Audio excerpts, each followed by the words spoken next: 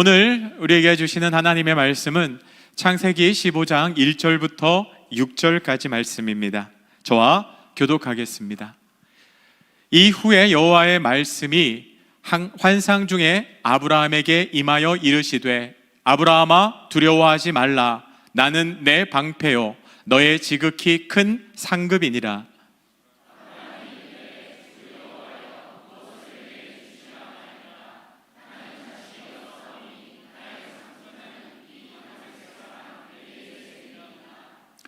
아브라함이 또 이르되 주께서 내게 씨를 주지 아니하셨으니 내 집에서 길린 자가 내 상속자가 될 것이니이다.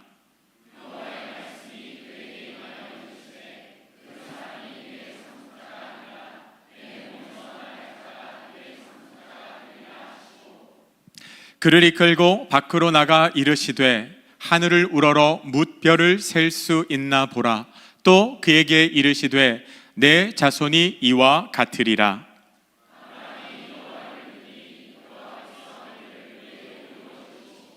아멘. 네, 자리에 앉겠습니다. 오늘 세 번에 걸쳐서 말씀 전해주실 강사 목사님은 인천 송도의 참교회 담임하고 계시는 김영광 목사님이십니다. 어제 먼 길 오셔서 이제 오늘 말씀 전해주고 계신데 저희도 세 번 말씀 들으면 쉽지 않을 텐데 또 이제 목사님 오늘 세 번 말씀 전해주시게 됩니다. 끝까지 지치지 않고 또 은혜의 통로로 하나님 삼아달라고 여러분 박수로 좀 격려해 주시면 감사하겠습니다.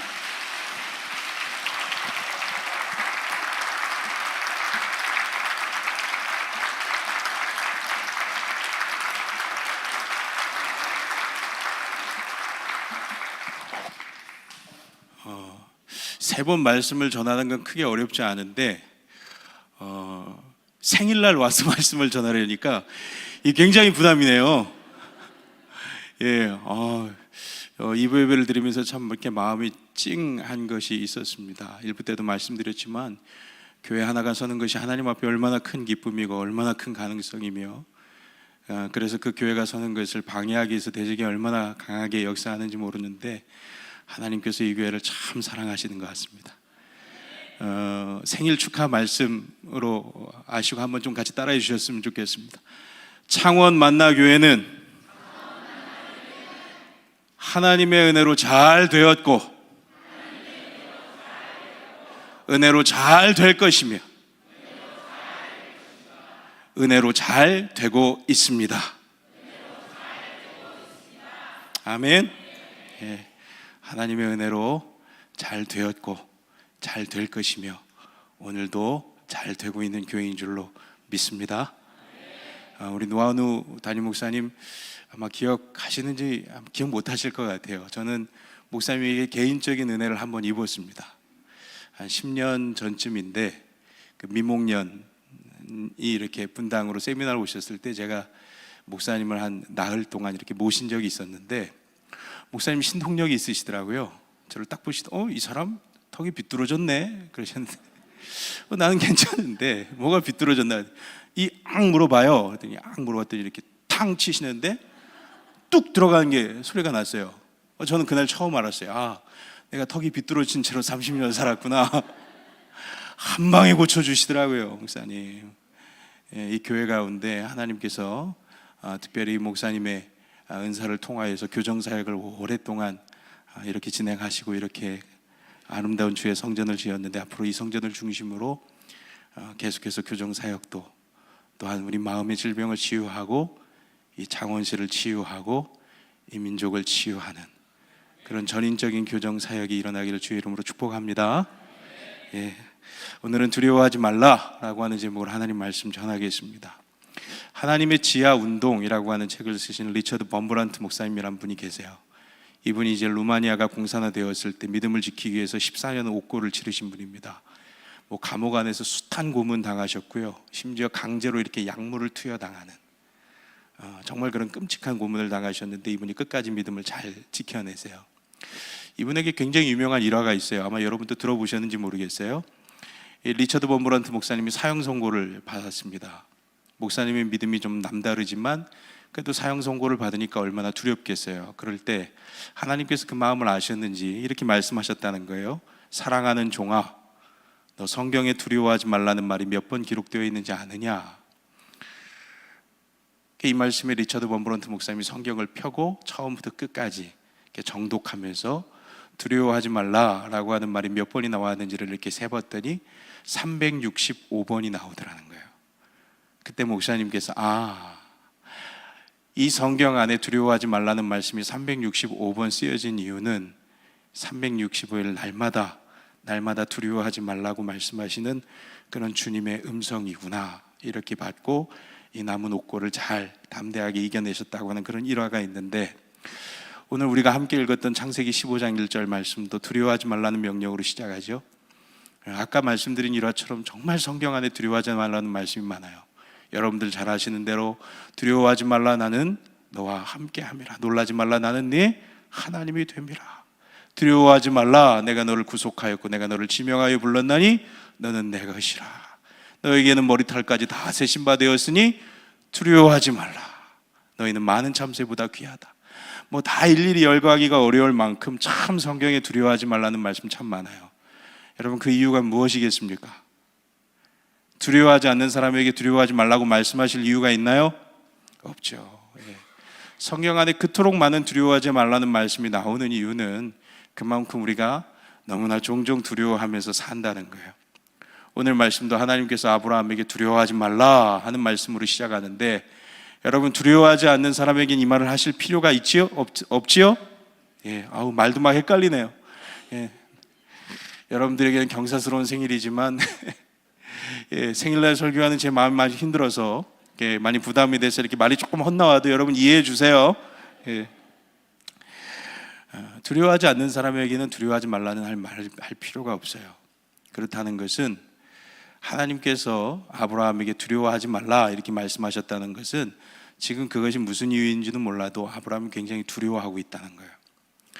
여러분, 이 창세기 15장의 시점은 아브라함이 이미 가나안에 들어온 지가 10년이 지난 때입니다. 그동안 많은 일들이 있었고요. 아브라함이 처음에는 믿음이 별로 없는 사람이었지만 하나님의 은혜를 많이 경험해서 이제 10년쯤 지나니까 하나님의 일이면 목숨을 걸 수 있을 정도의 담대함도 생겼어요. 그래서 우린 15장 읽고 있는데 한 장 앞서서 14장을 보면 아브라함이 하나님의 도움을 힘입어서 전쟁을 합니다. 자기 조카 롯이 포로로 잡혀가니까 그 롯을 구하기 위해서 전쟁에 뛰어드는데, 아브라함의 나이가 대략 한 70대 후반에서 80대 초반인 것으로 그렇게 추측이 되고, 아브라함의 사병은 고작 318명인데 그가 어떤 군대를 상대로 전쟁을 펼치느냐 하면 엘람이라고 하는 나라를 중심으로 4개국이 연합한 그 연합군의 군대와 이렇게 전쟁을 치러요. 여러분, 고작 318명의 군대가 아니고 80대 할아버지가 전쟁을 치른다. 이건 뭐 정상적인 사고로는 생각할 수 없어요. 그러니까 하나님을 의지하는 믿음이 그만큼 컸기 때문에 그런 모든 리스크와 불안함들을 다 물리치고 담대하게 전장에 나선 것인데, 그런데 그토록 여기 있던 아브라함이 딱 한 장 건너서 15장 되니까 또 두려워하고 있는 거예요. 처음 말씀을 읽으면서는 이해가 잘 안 됐어요. 왜 이렇게 아브라함은 한 번 이겼다가 한 번 넘어졌다가를 반복하는가? 그렇게 전쟁터까지 나갈 정도의 담대함이 있으면 계속해서 담대함을 유지하면서 살아야 되는데 왜 또 두려워하고 있는가? 그런데 저 자신을 봐도 알겠더라고요. 이게 우리로구나. 분명히 어제까지 믿음으로 이겼어요. 분명히 어려운 일들을 주님의 도움으로 건너왔습니다. 그런데 오늘 또다시 새로운 난관이 닥치고 새로운 도전이 찾아올 때 그 문제 앞에서 또다시 두려워하는 것이 연약한 우리의 모습이죠. 그런데 오늘 말씀이 우리에게 주는 소망이 무엇이냐면, 이 말씀 잘 기억해 주세요. 우리는 새로운 문제 앞에서 오늘 또 두려워하지만 주님도 그런 우리의 연약함을 아시고 날마다 새로운 용기를 우리에게 주신다는 거예요. 오늘 말씀 1절을 우리 함께 읽겠습니다. 시작. 이후에 여호와의 말씀이 환상 중에 아브라함에게 임하여 이르시되, 아브라함아, 두려워하지 말라. 나는 네 방패요 너의 지극히 큰 상급이니라. 아멘. 아브라함이 전날의 승리가 무색하게 또 떨고 있는데 주님께서 그 아브라함을 보시면서, 야, 아브라함아, 너는 왜 맨날 그 모양이냐? 내 도움으로 전쟁까지 이겼으면 이제는 불안하지 말아야지. 너 언제 믿음 가질래? 너 언제 사람 될래? 주님 그렇게 말씀하지 않으신다는 거예요. 주님의 방법은 다시 한번 용기를 주시는 거예요. 아브라함아, 두려워하지 말아라. 나는 네 방패다. 어제 내가 전장에서 너의 방패가 되었다면 오늘 네가 두려워하고 있는 그 문제에 대하여서도 나는 네 방패다. 너 그걸 잊지 말아라. 사랑하는 성도 여러분, 이게 주님의 방법이에요. 리처드 본 보란트 목사님 일화를 말씀드렸지만 우리는 365일 새로운 문제로 늘 두려워하면서 삽니다. 근데 주님은 365일 날마다 새로운 용기를 우리에게 주시는 거예요. 우리가 잘 아는 예레미야 애가 3장의 말씀이 있잖아요. 아침마다 새롭고 늘 새로운 주님의 신실하심. 사랑하는 성도 여러분, 대적은 365일 여러분들의 마음 가운데에 두려워하는 메시지를 줄 것입니다. 너는 오늘 이길 수 없다고. 넌 이 문제를 넘어갈 수 없을 것이라고. 하나님이 어떻게 너와 함께 계시느냐고. 너의 상황과 형편을 보라고. 그러나 여러분들 마음 가운데 계시는 주님은 세미한 가운데 날마다 새로운 용기를 여러분들에게 주실 거예요. 그렇지 않아. 문제만 있는 것이 아니야. 내가 너와 함께 있어. 내가 너의 방패야. 어제 너를 지켜줬던 내가 오늘 또 너를 지켜줄 거야. 여러분, 우리가 그 음성에 귀를 기울이면 이기는 거예요. 사도행전 18장 9절을 읽겠습니다. 밤에 주께서 환상 가운데 바울에게 말씀하시되 두려워하지 말며 침묵하지 말고 말하라. 아멘. 이때가 바울이 고린도에서 복음 전하던 때인데 어느 날 밤에 주님께서 바울에게 나타나셔서 말씀하셨다는 거예요. 바울아, 두려워하지 말아라. 바울아, 침묵하지 말고 계속해서 복음 전해라. 아까도 말씀드렸지만 주님이 이 말씀하셨다는 것은 그것이 무슨 이유 때문인지 몰라도 바울의 지금 두려움이 임했고 그 두려움이 얼마나 컸는지, 야, 내가 이제 복음 전하는 거 그만둘까? 이런 유혹이, 이런 낙심이 바울 같은 사람에게도 들어왔다는 거예요. 성경을 읽어보면 바울이 이렇게 고민하고 갈등하고 낙심한 이유는 유대인들의 집요한 회방 때문이죠. 여기서 자세한 설명 길게 드릴 시간 없지만 바울이 이때 복음 전하던 고린도는 영적으로 아주 심각하게 어려운 문제를 겪고 있는 그런 도시예요. 도시가 너무 음란해요. 그 로마의 문화 자체가 타락하고 음란한 문화인데 그 로마 사람들이 고린도 사람을 특정해서 이 고린도 여자라고 하는 말을 창녀와 동의어로 썼어요. 그 정도로 문란하고 타락한 도시에서 복음 전합니다. 영적인 도전과 싸움이 만만치 않은 거예요. 그 가운데 하나님 말씀 붙들고 계속해서 낙심하지 않고 복음 전하는데 바울이 복음 전하는 곳마다 유대인들이 몰려다니면서 회방합니다. 저자가 전하는 사상은 위험한 사상이라고 받아들이면 도시가 혼란스러워질 것이라고 악의적으로 선동하고요, 거짓말로 바울을 총독에게 고발하고요, 심지어 고린도 교회의 성도였던 소스데네라고 하는 회당장을 붙들어다가 집단으로 린치를 하는 그런 악랄한 짓까지 벌이니까 바울이 그런 위협 가운데에서 얼마나 두렵고 진이 빠지겠어요. 그 정도쯤 되니까 바울 같은 사람도 그냥 다 그만둬버리고 싶은 그런 유혹에 빠지는 거죠. 그때 주님께서 바울에게 그 마음을 아시고 너 두려워하지 말아라. 그리고 침묵하지 말고 계속해서 복음 전하라. 이 성에 복음 들어야 될 내 백성이 많다. 그렇게 명령하시는데 중요한 것은 두려워하지 말아라 말씀하시고 끝이 아니라 한 가지 약속을 더하여 주셨다는 거예요. 사도행전 18장 10절 우리 좀 함께 읽겠습니다. 시작. 내가 너와 함께 있음에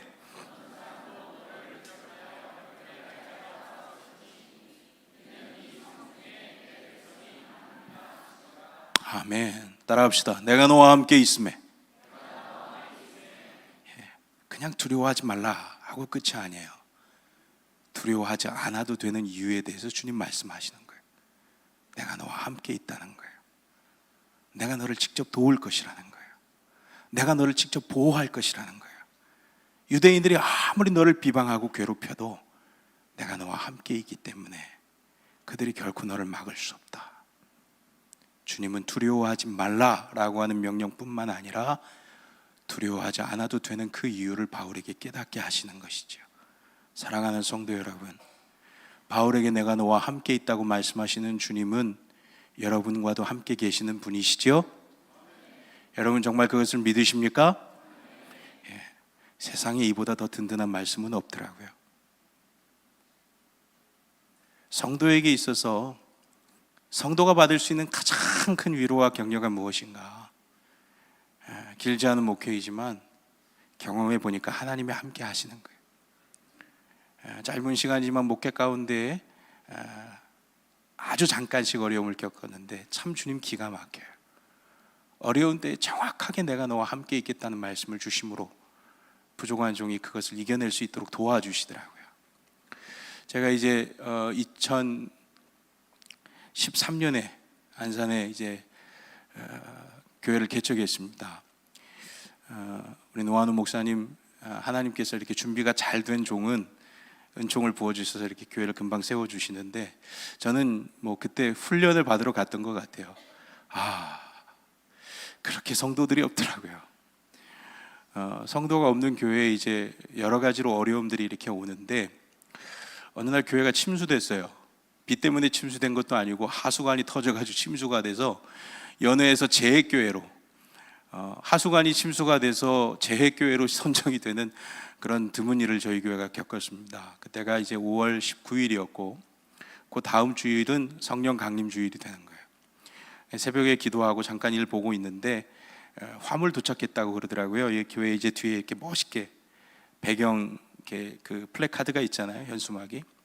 저희도 이제 지하교회인데 이제 성령 강림 주일이니까 교회가 좀 부흥했으면 좋겠다, 은혜가 충만했으면 좋겠다, 생수의 강이 흘러넘치게 하소서 탁 박아놓고 멋있게 현수막을 만들었는데 그게 도착했대요. 기쁜 마음으로 교회를 갔는데 이상하더라고요. 교회가 지하에 있는데 이렇게 물이 이렇게 교회 문 밖에 이렇게 있어요.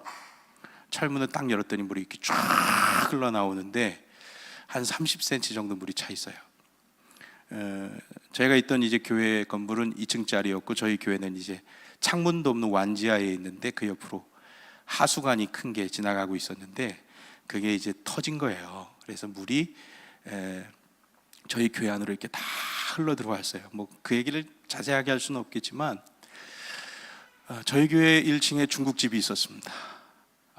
그 중국집에 그 기름 둥둥 뜬 물들이 이렇게 교회 안에 이렇게 가득 차 있으니까요. 너무 힘들더라고요. 냄새가 너무 심하고 어떻게든 이제 퍼야 되잖아요. 근데 성도가 없으니까 아내에게 전화했어요.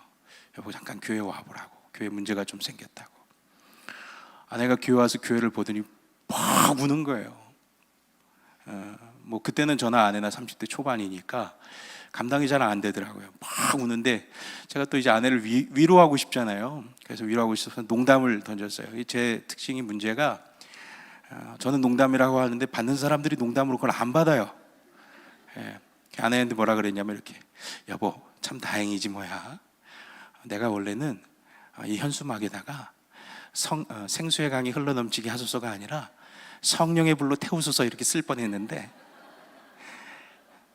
그래도 불보단 물이 낫지 않아? 그랬더니 아내가 막 화를 내더라고요. 정신없는 소리 하지 말라고.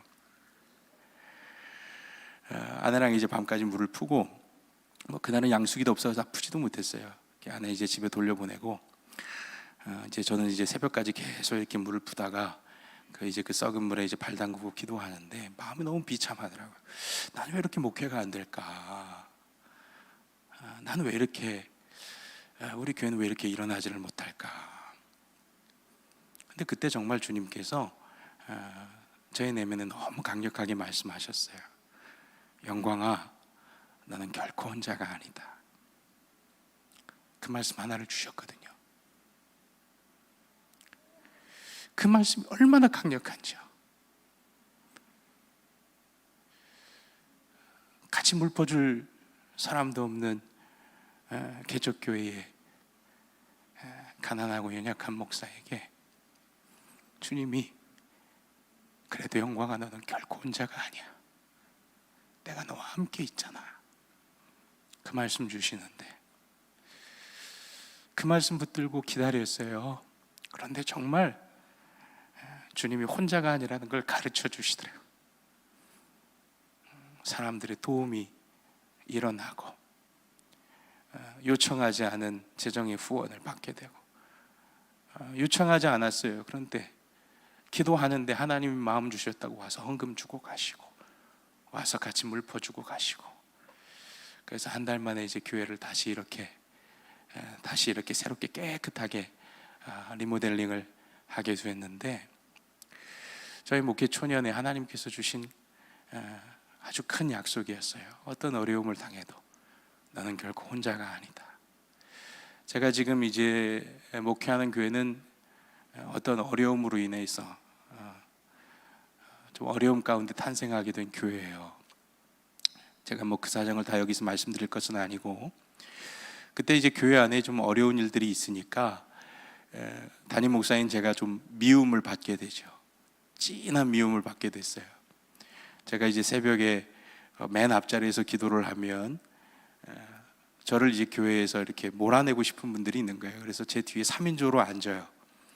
3인조로 앉아서 꼭 제가 이제 기도를 마칠 때까지 똑같이 기도해 주십니다. 그리고 이제 저를 다양하게 축복을 해 주시는데, 저희 집안이 가난하게도 해 주시고 뭐 병에 걸리게도 해 주시고, 이런 걸 한글말로 또박또박 제 뒤에서 하는 이유는 딱 한 가지예요. 한 번만 뒤돌아보고 화를 내라는 거예요. 근데 하나님께서 이제 버티고 이기게 해주셨는데, 그 방법이 참 기가 막혔어요. 어느 날 그렇게 3인조로 번갈아 가면서 저를 이렇게 뒤에서 축복해 주셨던 어떤 권사님이 저를 찾아오셨어요. 울면서 저한테 회개를 하시더라고요. 목사님 죄송하다고, 잘못했다고. 왜 그러십니까? 저는 또 거기에도 무슨 함정이 있는 줄 알고요. 이 양반이 갑자기 안 하던 행동을 하시니까 너무 불안한 거예요. 왜 그러십니까? 했더니 본인이 그렇게 이제 저에게 이렇게 축복을 막 하고 있는데, 하나님께서 모르겠습니다. 그분의 얘기니까요. 하나님이 그분에게 이제 환상을 보여주셨대요. 자기들이 이렇게 돌을 던져가지고 저에게 막 던지고 있는데, 예수님께서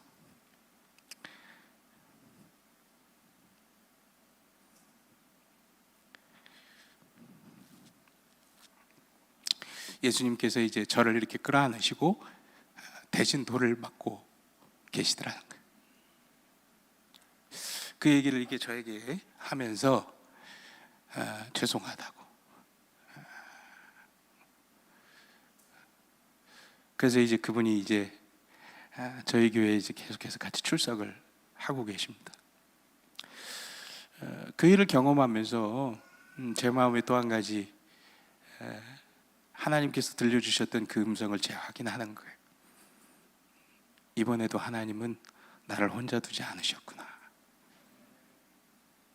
내가 돌을 맞는 줄 알았는데 주님이 대신 맞아주고 계셨구나. 여러분, 성도가 받을 수 있는 가장 큰 위로와 격려는 이것입니다. 그리고 부족한 저의 인생 가운데 너는 절대 혼자가 아니라고 말씀하셨던 주님은 여러분들에게도 동일하게 말씀하시는 줄로 믿습니다. 여러분은 결코 혼자가 아니에요. 주님이 여러분과 함께 하십니다. 우리가 믿음으로 산다는 것은 매일 새롭게 솟아나는 두려운 상황 가운데서 날마다 우리와 함께 하시는 주님 바라보는 거예요. 그러면 승리하는 줄로 믿습니다. 제가 사실 설교를 지금 중간까지밖에 안 했는데 시간이 다 됐어요. 여러분, 그래도 제가 오늘 전할 건 다 전한 것 같아요. 뭐 설교 갖고 복잡하고 길 필요가 뭐가 있겠습니까? 하면 더 할까요? 예. 아니, 끝나고 이제 밥 먹으러 가셔야 된다 그러시더라고요, 목사님. 여러분과 함께 하시는 주님은 성경의 약속을 보면 굉장히 신실하신 분이에요. 오늘 아브라함이 두려워하는 이유는 딱 한 가지입니다. 자기는 하나님의 약속 하나 믿고 가나안으로 건너왔는데 10년 동안 자식이 없잖아요. 10년 동안 지켜지지 않는 약속은 사람들 사이에서는 이미 엎어진 약속이에요.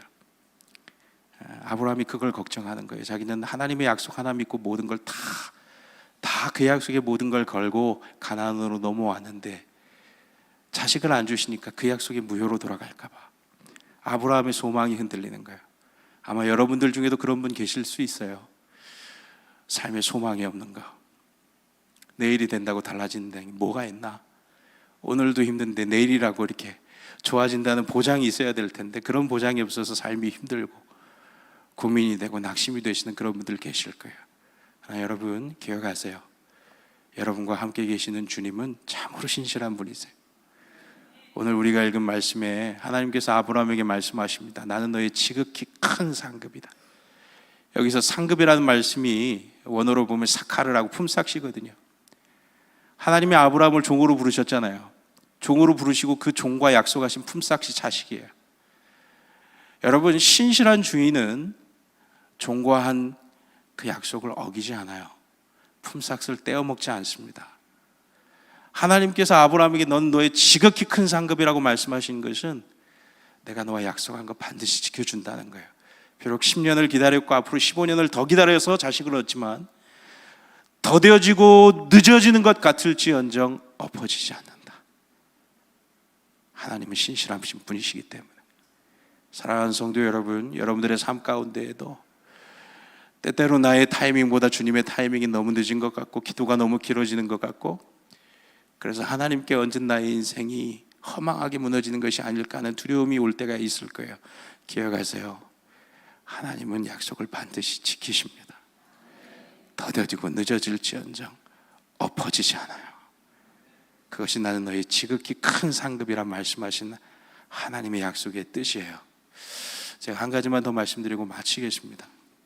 아까 이제 말씀드린 교회가 이제 어려움 겪을 때 이제 좀 억울한 일을 당한 날이 있었습니다. 얼마나 속상한지 집으로 돌아오면서 이렇게 그 골목에 학원차들이 막 서 있어요. 저희 동네에. 집에 들어가기 전에 울고 가야 되겠는 거예요. 아내한테 힘든 표정을 보여줄 수가 없어가지고 참 이렇게 좀 추하게 그 밤에 이렇게 버스 옆에 이렇게 쭈그리고 앉아가지고 한참을 울었어요. 하나님, 나는 이 교회 오고 싶다고 한 적도 없고 어쩌다 보니까 지금 내가 여기 와 있는데 왜 내가 이 고생을 여기서 해야 됩니까? 마음에 막 낙심이 올라오더라고요. 근데 주님이 정말 말씀하셨어요. 제 마음과 너무 강력하게 뭐라고 말씀하셨냐면 영광아, 요셉도 팔려왔다, 이 말씀을 하시더라고요.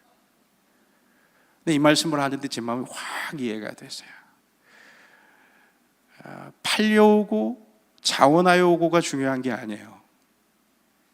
하나님의 계획 가운데 있는 것이 중요한 거예요.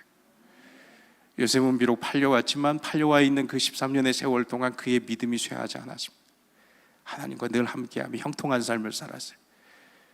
그래서 더뎌지고 늦어지는 것 같았지만 하나님의 때에 정확하게 하나님은 요셉과의 약속하신 모든 것들을 다 이루셨어요. 이것이 중요한 거예요. 사랑하는 성도 여러분, 오늘 여러분의 믿음이 살아있습니까? 하나님이 여러분과 함께 하시고 비록 더뎌지고 늦어지는 것 같아도 하나님이 여러분과 함께 하시는 그 약속을 반드시 지키신다는 것을 여러분 믿으세요? 믿으시면 아멘 하십시다. 믿으십니까? 정말로 믿으세요? 믿으십니까?